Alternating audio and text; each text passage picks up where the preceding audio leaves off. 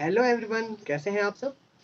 देखिए, बहुत सारे विद्यार्थियों ने मुझसे प्रश्न किया कि सर, अब आप वीडियोस क्यों नहीं डाल रहे हैं, क्यों आप अब टेलीग्राम ग्रुप पर ज़्यादा क्वेश्चंस नहीं डाल रहे हैं। तो देखिए, जवाब बहुत सिंपल सा है, बहुत लॉजिकल सा है कि अब समय ये है कि 1 महीने की हमारी मेहनत और आपकी साल भर की मेहनत जो भी है उसे आप कंक्लूड करें। जो चीज़ें आपने पहले से पढ़ रखी हैं उसे आप वापस रिवाइज करके जाएं और क्वेश्चन को अटेम्प्ट करें और खुद से ही देखें, खुद को ही एनालाइज करें कि आपको कितना आ गया, कितना बचा हुआ है। 2-3 दिन और समय है। आपको पर्टिकुलर चैप्टर्स पे, पर्टिकुलर पेपर पे अब फोकस करना है, न कि सारी चीज़ों पर ध्यान देना चाहिए। इसलिए अब हमारा काम खत्म हो चुका है।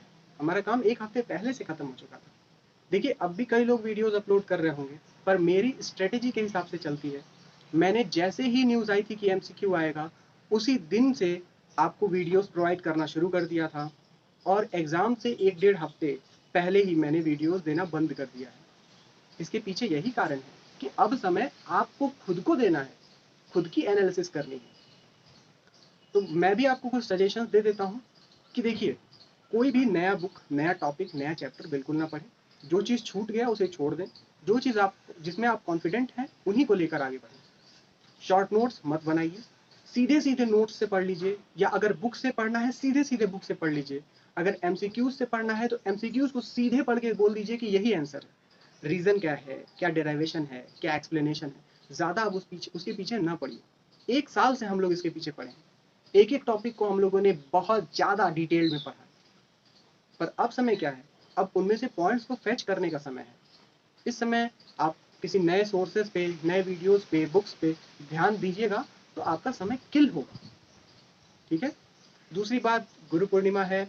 बहुत सारे विद्यार्थियों ने मुझे बहुत ज़्यादा बधाइयाँ दी हैं। मैं बहुत खुश हूँ, क्योंकि मेरा उद्देश्य है आप लोगों तक क्वालिटी एजुकेशन पहुँचाने का, क्वालिटी कंटेंट पहुँचाने का। और इसको लेकर विद्यार्थी अगर ये कहता है कि नहीं सर, आप अच्छे हैं, आपने अच्छा काम किया है, तो ये मेरे लिए भी खुशी की बात है। और आप लोगों के लिए भी अच्छा इसलिए है क्योंकि आपको ऐसा परिवर्तन महसूस अगर हो रहा है कि कोई चीज़ आपको बियॉन्ड द लिमिट्स, जो जो सारी क्राइटेरिया जिस कुएं में आप लोग थे उससे आप बाहर निकल कर कुछ नया जान रहे हैं, कोई नई नई चीज़ें सीख रहे हैं, तो ये आपके लिए भी खुशी की बात है और आने वाले जनरेशन के लिए भी है। आपको भी ढेर सारी शुभकामनाएं कि आपने मेरा साथ दिया। आपको बहुत बहुत धन्यवाद। पढ़ाई करते रहिए। कोई भी डाउट हो, आज भी मैं अवेलेबल हूँ, एग्ज़ाम के दिन तक अवेलेबल रहूँगा। लेकिन आप मोटिवेटेड रहिए। बिल्कुल भी आपको ये चीज़ नहीं सोचना है कि दूसरे विद्यार्थी ने कितना तैयारी किया। भगवान ने दिमाग का साइज सिर्फ एक तरीका दिया है। दिमाग की कैपेसिटी कैसे डेवलप हुई है, ये कई सारी चीज़ों पर डिपेंड करती है। ये तो बहुत लंबे डिस्कशन का टॉपिक है। आप किस परिवेश में रहते हैं, आपका पालन पोषण कैसे हुआ है, आपने क्या सीखा है, आपको किसने पढ़ाया है, ये सारी चीज़ें दिमाग की कैपेसिटी तय करती हैं। तो मैं आपसे कहूँगा कि अपना बेस्ट कीजिए। अगर आप 30% सिलेबस पढ़ के जाते हैं और उसमें से कोई क्वेश्चन आप नहीं कर पाते हैं तो दुख की बात।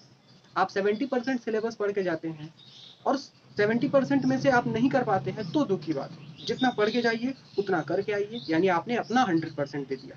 इसको दूसरों के साथ कंपेयर करके, या ये चीज़ डर के कि सर बस बेस्ट लोगों को ही ध्यान देती है दुनिया, नहीं, ऐसा नहीं है, है ना। आप अगर खुद में बेस्ट करेंगे तो दुनिया आपको पूजेगी।